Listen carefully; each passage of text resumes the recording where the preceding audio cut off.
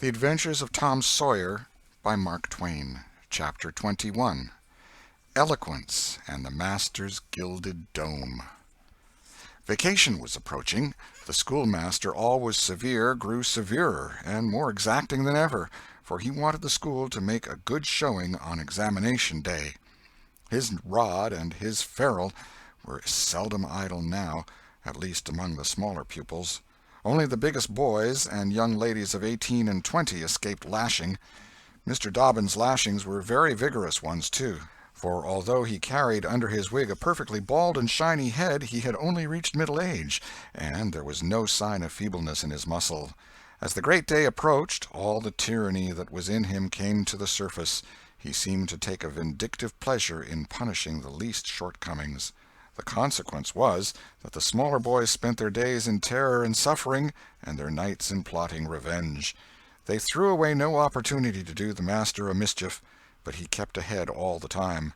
The retribution that followed every vengeful success was so sweeping and majestic that the boys always retired from the field badly worsted. At last they conspired together and hit upon a plan that promised a dazzling victory. They swore in the sign-painter's boy, told him the scheme, and asked his help. He had his own reason for being delighted, for the master boarded in his father's family, and had given the boy ample cause to hate him. The master's wife would go on a visit to the country in a few days, and there would be nothing to interfere with the plan. The master always prepared himself for great occasions by getting pretty well fuddled, and the sign-painter's boy said that when the dominie had reached the proper condition on examination evening, he would manage the thing while he napped in his chair. Then he would have him awakened at the right time and hurried away to school. In the fullness of time the interesting occasion arrived. At 8 in the evening the schoolhouse was brilliantly lighted and adorned with wreaths and festoons of foliage and flowers. The master sat throned in his great chair upon a raised platform with his blackboard behind him. He was looking tolerably mellow. 3 rows of benches on each side and 6 rows in front of him were occupied by the dignitaries of the town and by the parents of the pupils. To his left, back of the rows of citizens, was a spacious temporary platform upon which were seated the scholars who were to take part in the exercises of the evening. Rows of small boys, washed and dressed to an intolerable state of discomfort, rows of gawky big boys, snowbanks of girls and young ladies clad in lawn and muslin and conspicuously conscious of their bare arms, their grandmother's ancient trinkets, their bits of pink and blue ribbon, and the flowers in their hair. All the rest of the house was filled with non-participating scholars. The exercises began. A very little boy stood up and sheepishly recited, "You'd scarce expect one of my age to speak in public on the stage," etc., accompanying himself with the painfully exact and spasmodic gestures which a machine might have used, supposing the machine to be a trifle out of order. But he got through safely, though cruelly scared, and got a fine round of applause when he made his manufactured bow and retired. A little shamefaced girl lisped, "Mary had a little lamb," etc., performed a compassion-inspired curtsy, got her meed of applause, and sat down flushed and happy. Tom Sawyer stepped forward with conceited confidence, and soared into the unquenchable and indestructible "Give me liberty or give me death" speech with fine fury and frantic gesticulation, and broke down in the middle of it. A ghastly stage fright seized him, his legs quaked under him, and he was like to choke. True, he had the manifest sympathy of the house, but he had the house's silence, too, which was even worse than its sympathy. The master frowned, and this completed the disaster. Tom struggled a while, and then retired utterly defeated. There was a weak attempt at applause, but it died early. "The boy stood on the burning deck" followed. Also, "The Assyrian came down," and other declamatory gems. Then there were reading exercises and a spelling fight. The meager Latin class recited with honor. The prime feature of the evening was in order now, original compositions by the young ladies. Each in her turn stepped forward to the edge of the platform, cleared her throat, held up her manuscript tied with dainty ribbon, and proceeded to read with labored attention to expression and punctuation. The themes were the same that had been illuminated upon similar occasions by their mothers before them, their grandmothers, and doubtless all their ancestors in the female line clear back to the Crusades. Friendship was one, memories of other days, religion in history, dreamland, the advantages of culture, forms of political government compared and contrasted, melancholy, filial love, heart longings, etc., etc. A prevalent feature in these compositions was a nursed and petted melancholy. Another was a wasteful and opulent gush of fine language. Another was a tendency to lug in by the ears particularly prized words and phrases until they were worn entirely out, and a peculiarity that conspicuously marked and marred them was the inveterate and intolerable sermon that wagged its crippled tail at the end of each and every one of them. No matter what the subject might be, a brain-racking effort was made to squirm it into some aspect or other that the moral and religious mind could contemplate with edification. The glaring insincerity of these sermons was not sufficient to compass the banishment of the fashion from the schools, and it is not sufficient today. It never will be sufficient while the world stands, perhaps. There is no school in all our land where the young ladies do not feel obliged to close their compositions with a sermon, and you will find that the sermon of the most frivolous and the least religious girl in the school is always the longest and the most relentlessly pious. But enough of this. Homely truth is unpalatable. Let us return to the examination. The first composition that was read was one entitled, "Is This, Then, Life?" Perhaps the reader can endure an extract from it. In the common walks of life, with what delightful emotions does the youthful mind look forward to some anticipated scene of festivity! Imagination is busy sketching rose-tinted pictures of joy. In fancy, the voluptuous votary of fashion sees herself amid the festive throng, the observed of all observers. Her graceful form, arrayed in snowy robes, is whirling through the mazes of the joyous dance. Her eye is brightest, her step is lightest in the gay assembly. In such delicious fancies time quickly glides by, and the welcome hour arrives for her entrance into the Elysian world, of which she has had such bright dreams. How fairy-like does everything appear to her enchanted vision! Each new scene is more charming than the last, but after a while she finds that beneath this goodly exterior all is vanity. The flattery which once charmed her soul now grates harshly upon her ear. The ballroom has lost its charms, and with wasted health and embittered heart she turns away with the conviction that earthly pleasures cannot satisfy the longings of the soul.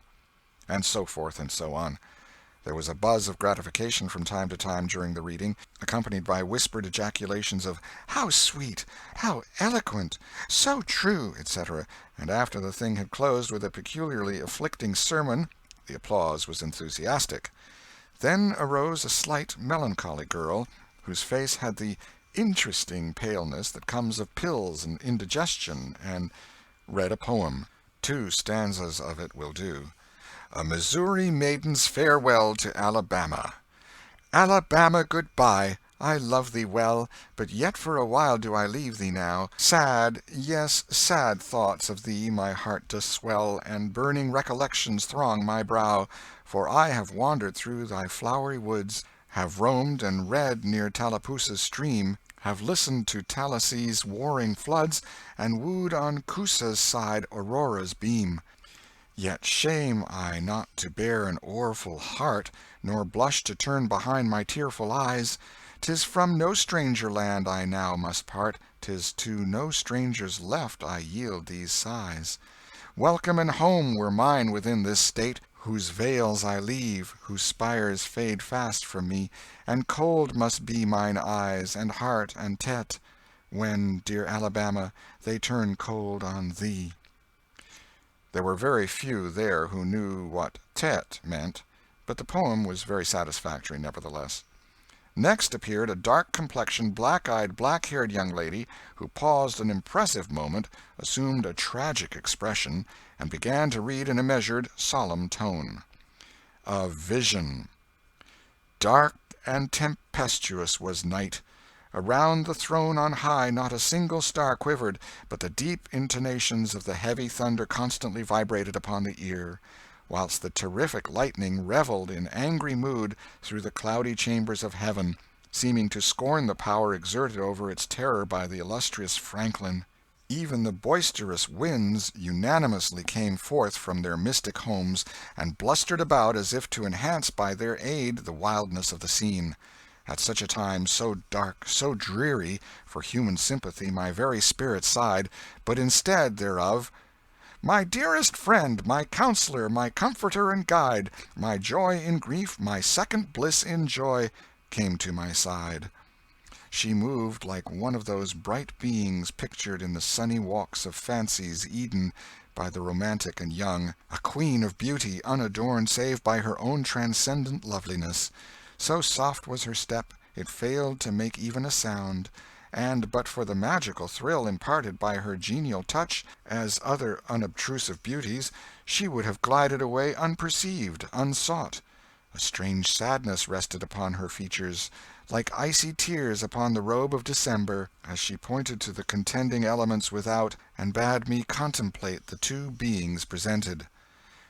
This nightmare occupied some 10 pages of manuscript, and wound up with a sermon so destructive of all hope to non-Presbyterians that it took the first prize. This composition was considered to be the very finest effort of the evening. The mayor of the village, in delivering the prize to the author of it, made a warm speech in which he said that it was by far the most eloquent thing he had ever listened to, and that Daniel Webster himself might well be proud of it. It may be remarked in passing that the number of compositions in which the word beauteous was overfondled, and human experience referred to as life's pages, was up to the usual average. Now the master, mellow almost to the verge of geniality, put his chair aside, turned his back to the audience, and began to draw a map of America on the blackboard to exercise the geography class upon. But he made a sad business of it with his unsteady hand, and a smothered titter rippled over the house. He knew what the matter was, and set himself to right it. He sponged out lines and remade them, but he only distorted them more than ever, and the tittering was more pronounced. He threw his entire attention upon his work now, as if determined not to be put down by the mirth. He felt that all eyes were fastened upon him. He imagined he was succeeding, and yet the tittering continued. It even manifestly increased, and well it might. There was a garret above, pierced with a scuttle over his head, and down through this scuttle came a cat, suspended around the haunches by a string. She had a rag tied about her head and jaws to keep her from mewing. As she slowly descended, she curved upward and clawed at the string. She swung downward and clawed at the intangible air. The tittering rose higher and higher. The cat was within 6 inches of the absorbed teacher's head, down, down, a little lower, and she grabbed his wig with her desperate claws, clung to it, and was snatched up into the garret in an instant with her trophy still in her possession. And how the light did blaze abroad from the master's bald pate, for the sign-painter's boy had gilded it. That broke up the meeting. The boys were avenged. Vacation had come. Note: the pretended compositions quoted in this chapter are taken without alteration from a volume entitled Prose and Poetry by a Western Lady, but they are exactly and precisely after the schoolgirl pattern, and hence are much happier than any mere imitations could be. End of Chapter 21. Chapter 22. Huck Finn Quotes Scriptures. Tom joined the new order of cadets of temperance, being attracted by the showy character of their regalia. He promised to abstain from smoking, chewing, and profanity as long as he remained a member.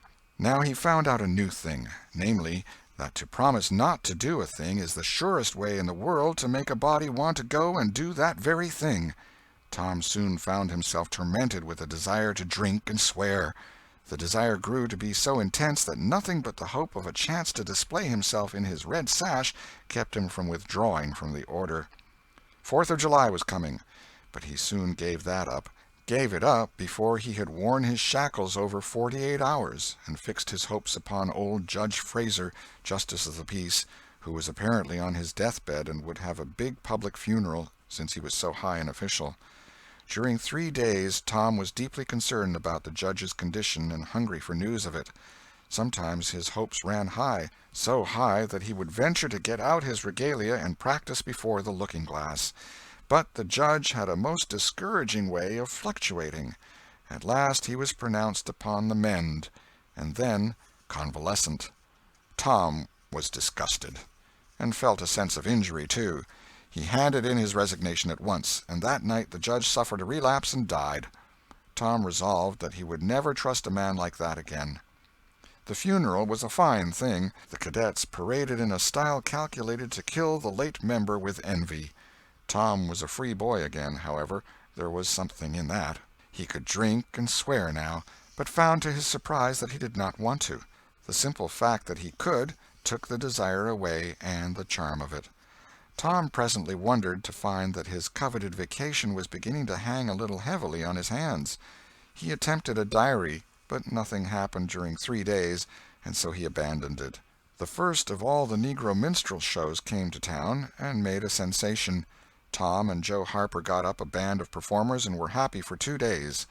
Even the glorious Fourth was in some sense a failure, for it rained hard, there was no procession in consequence, and the greatest man in the world, as Tom supposed, Mr. Benton, an actual United States Senator, proved an overwhelming disappointment, for he was not 25 feet high, nor even anywhere in the neighborhood of it. A circus came. The boys played circus for 3 days afterward in tents made of rag carpeting. Admission, 3 pins for boys, 2 for girls, and then circusing was abandoned. A phrenologist and a mesmerizer came, and went again, and left the village duller and drearier than ever. There were some boys' and girls' parties, but they were so few and so delightful that they only made the aching voids between ache the harder. Becky Thatcher was gone to her Constantinople home to stay with her parents during vacation, so there was no bright side to life anywhere. The dreadful secret of the murder was a chronic misery. It was a very cancer for permanency and pain. Then came the measles. During 2 long weeks Tom lay a prisoner, dead to the world and its happenings. He was very ill. He was interested in nothing. When he got upon his feet at last and moved feebly downtown, a melancholy change had come over everything and every creature. There had been a revival, and everybody had got religion, not only the adults but even the boys and girls. Tom went about hoping against hope for the sight of one blessed sinful face, but disappointment crossed him everywhere. He found Joe Harper studying a Testament, and turned sadly away from the depressing spectacle. He sought Ben Rogers, and found him visiting the poor with a basket of tracts. He hunted up Jim Hollis, who called his attention to the precious blessing of his late measles as a warning. Every boy he encountered added another ton to his depression, and when, in desperation, he flew for refuge at last to the bosom of Huckleberry Finn, and was received with a scriptural quotation, his heart broke, and he crept home and to bed, realizing that he alone of all the town was lost forever and forever. And that night there came on a terrific storm, with driving rain, awful claps of thunder, and blinding sheets of lightning. He covered his head with his bedclothes and waited in a horror of suspense for his doom, for he had not the shadow of a doubt that all this hubbub was about him. He believed he had taxed the forbearance of the powers above to the extremity of endurance, and that this was the result. It might have seemed to him a waste of pomp and ammunition to kill a bug with a battery of artillery, but there seemed nothing incongruous about the getting up such an expensive thunderstorm as this to knock the turf from under an insect like himself. By and by the tempest spent itself and died without accomplishing its object. The boy's first impulse was to be grateful and reform. His second was to wait, for there might not be any more storms. The next day the doctors were back. Tom had relapsed. The 3 weeks he spent on his back this time seemed an entire age. When he got abroad at last, he was hardly grateful that he had been spared, remembering how lonely was his estate, how companionless and forlorn he was. He drifted listlessly down the street and found Jim Hollis acting as judge in a juvenile court that was trying a cat for murder. in the presence of her victim, a bird. He found Joe Harper and Huck Finn up an alley eating a stolen melon. Poor lads, they, like Tom, had suffered a relapse. End of Chapter 22. Chapter 23. The Salvation of Muff Potter. At last the sleepy atmosphere was stirred, and vigorously. The murder trial came on in the court. It became the absorbing topic of village talk immediately. Tom could not get away from it. Every reference to the murder sent a shudder to his heart, for his troubled conscience and fears almost persuaded him that these remarks were put forth in his hearing as feelers. He did not see how he could be suspected of knowing anything about the murder, but still he could not be comfortable in the midst of this gossip. It kept him in a cold shiver all the time. He took Huck to a lonely place to have a talk with him. It would be some relief to unseal his tongue for a little while, to divide his burden of distress with another sufferer. Moreover, he wanted to assure himself that Huck had remained discreet. "Huck, have you ever told anybody about that?" "About what?" "You know what." "Oh, course I haven't." "Never a word?" "Never a solitary word, so help me. What makes you ask?" "Well, I was afeard." "Why, Tom Sawyer, we wouldn't be alive 2 days if that got found out. You know that." Tom felt more comfortable. After a pause, "Huck, they couldn't anybody get you to tell, could they?" "Get me to tell? Why, if I wanted that half-breed devil to drown me, they could get me to tell. They ain't no different way." "Well, that's all right, then. I reckon we're safe as long as we keep mum. But let's swear again, anyway. It's more surer." "I'm agreed." So they swore again with dread solemnities. "What is the talk around, Huck? I've heard a power of it." "Talk? Well, it's just Muff Potter, Muff Potter, Muff Potter all the time. It keeps me in a sweat, constant, so's I want to hide somewheres. That's just the same way they go on round me. I reckon he's a goner. Don't you feel sorry for him sometimes?" "Most always, most always. He ain't no account, but then he ain't ever done anything to hurt anybody. Just fishes a little, to get money to get drunk on, and loafs around considerable." "But, Lord, we all do that, leastways most of us, preachers and such like. But he's kind of good. He give me half a fish once, when there weren't enough for 2. And lots of times he's kind of stood by me when I was out of luck." "Well, he's mended kites for me, Huck, and knitted hooks onto my line. I wish we could get him out of there." "My, we couldn't get him out, Tom, and besides, 'twouldn't do any good. They'd catch him again." "Yes, so they would. But I hate to hear 'em abuse him so like the dickens when he never done that." "I do too, Tom. Lord, I hear 'em say he's the bloodiest looking villain in this country, and they wonder he wasn't ever hung before." "Yes, they talk like that all the time. I've heard 'em say that if he was to get free they'd lynch him." "And they'd do it, too." The boys had a long talk, but it brought them little comfort. As the twilight drew on, they found themselves hanging about the neighborhood of the little isolated jail, perhaps with an undefined hope that something would happen that might clear away their difficulties. But nothing happened. There seemed to be no angels or fairies interested in this luckless captive.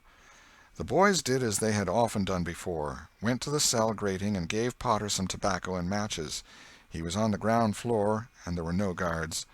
His gratitude for their gifts had always smote their conscience before. It cut deeper than ever this time. They felt cowardly and treacherous to the last degree when Potter said, "You've been mighty good to me, boys, better'n anybody else in this town, and I don't forget it, I don't. Often I says to myself, says I used to mend all the boys' kites and things and show 'em where the good fishing places was, and befriend 'em what I could, and now they've all forgot old Muff when he's in trouble. But Tom don't, and Huck don't. They don't forget him, says I, and I don't forget them. Well, boys, I done an awful thing. Drunk and crazy at the time. That's the only way I count for it, and now I got to swing for it, and it's right. Right, and best, too, I reckon. I hope so, anyway. Well, we won't talk about that. I don't want to make you feel bad. You've befriended me. But what I want to say is, don't you ever get drunk. Then you won't ever get here. Stand a little further west, so that's it. It's a prime comfort to see faces that's friendly when a body's in such a muck of trouble, and there don't none come here but yourn. Good friendly faces. Good friendly faces." Get up on one other's backs and let me touch 'em. That's it. Shake hands. Yourn'll come through the bars, but mine's too big. Little hands and weak, and they've helped Muff Potter a power, and they'd help him more if they could." Tom went home miserable, and his dreams that night were full of horrors.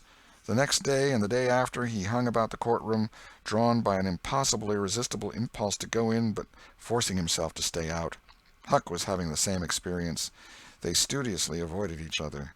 Each wandered away from time to time, but the same dismal fascination always brought them back presently. Tom kept his ears open when idlers sauntered out of the courtroom, but invariably heard distressing news. The toils were closing more and more relentlessly around poor Potter. At the end of the second day the village talk was to the effect that Injun Joe's evidence stood firm and unshaken, and that there was not the slightest question as to what the jury's verdict would be. Tom was out late that night, and came to bed through the window. He was in a tremendous state of excitement. It was hours before he got to sleep. All the village flocked to the courthouse the next morning, for this was to be the great day. Both sexes were about equally represented in the packed audience. After a long wait the jury filed in and took their places. Shortly afterward, Potter, pale and haggard, timid and hopeless, was brought in, with chains upon him, and seated where all the curious eyes could stare at him. No less conspicuous was Injun Joe, stolid as ever. There was another pause, and then the judge arrived and the sheriff proclaimed the opening of the court. The usual whisperings among the lawyers and gathering together of papers followed. These details and accompanying delays worked up an atmosphere of preparation that was as impressive as it was fascinating. Now a witness was called who testified that he found Muff Potter washing in the brook at an early hour the morning that the murder was discovered, and that he immediately sneaked away. After some further questioning, counsel for the prosecution said, "Take the witness." The prisoner raised his eyes for a moment, but dropped them again when his own counsel said, "I have no questions to ask him." The next witness proved the finding of the knife near the corpse. Counsel for the prosecution said, "Take the witness." "I have no questions to ask him," Potter's lawyer replied. A third witness swore he had often seen the knife in Potter's possession. "Take the witness." Counsel for Potter declined to question him. The faces of the audience began to betray annoyance. Did this attorney mean to throw away his client's life without an effort? Several witnesses deposed concerning Potter's guilty behavior when brought to the scene of the murder. They were allowed to leave the stand without being cross-questioned. Every detail of the damaging circumstances that occurred in the graveyard upon that morning, which all present remembered so well, was brought out by credible witnesses, but none of them were cross-examined by Potter's lawyer. The perplexity and dissatisfaction of the house expressed itself in murmurs and provoked a reproof from the bench. Counsel for the prosecution now said, "By the oaths of citizens whose simple word is above suspicion, we have fastened this awful crime, beyond all possibility of question, upon the unhappy prisoner at the bar. We rest our case here." A groan escaped from poor Potter, and he put his face in his hands and rocked his body softly to and fro, while a painful silence reigned in the courtroom. Many men were moved, and many women's compassion testified itself in tears. Counsel for the defense rose and said, "Your Honor, in our remarks at the opening of this trial, we foreshadowed our purpose to prove that our client did this fearful deed while under the influence of a blind and irresponsible delirium produced by drink. We have changed our mind. We shall not offer that plea." Then to the clerk, "Call Thomas Sawyer." A puzzled amazement awoke in every face in the house, not even excepting Potter's. Every eye fastened itself with wondering interest upon Tom as he rose and took his place upon the stand. The boy looked wild enough, for he was badly scared. The oath was administered. "Thomas Sawyer, where were you on the 17th of June about the hour of midnight?"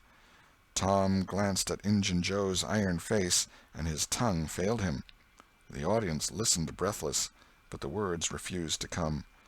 After a few moments, however, the boy got a little of his strength back, and managed to put enough of it into his voice to make part of the house hear. "In the graveyard." "A little bit louder, please. Don't be afraid. You were in the graveyard." A contemptuous smile flitted across Injun Joe's face.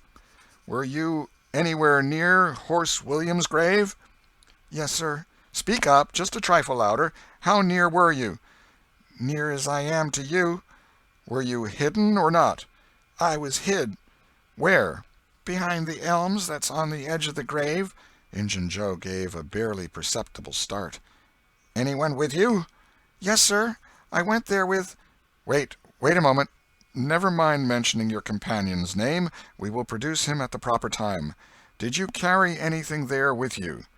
Tom hesitated and looked confused. "Speak out, my boy. Don't be diffident. The truth is always respectable. What did you take there?" "Only dead cat." There was a ripple of mirth which the court checked. "We will produce the skeleton of that cat. Now, my boy, tell us everything that occurred. Tell it in your own way. Don't skip anything, and don't be afraid." Tom began, hesitatingly at first, but as he warmed to his subject his words flowed more and more easily. In a little while every sound ceased but his own voice. Every eye fixed itself upon him. With parted lips and bated breath the audience hung upon his words, taking no note of time, wrapped in the ghastly fascination of the tale. The strain upon pent emotion reached its climax when the boy said, "And as the doctor fetched the board around and Muff Potter fell, Injun Joe jumped with a knife and—" Crash!